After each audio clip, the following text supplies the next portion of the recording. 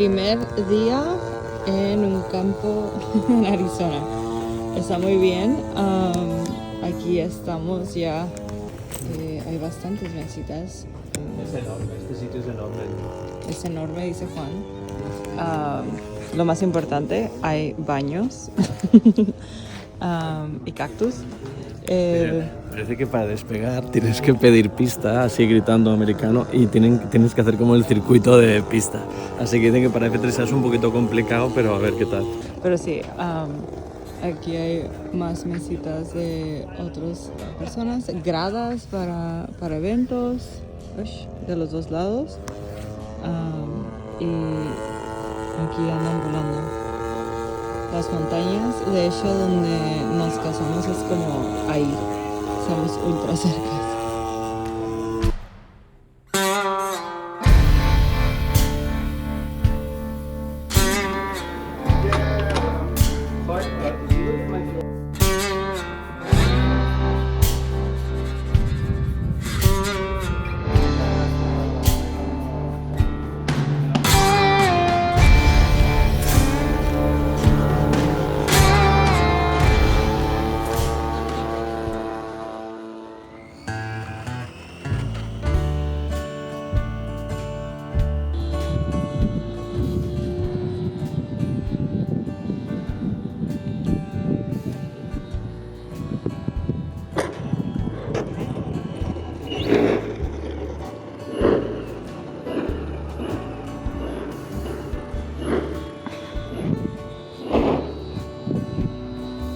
Oh my god, no.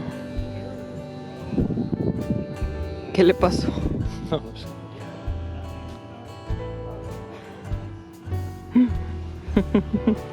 Tania, ¿dónde?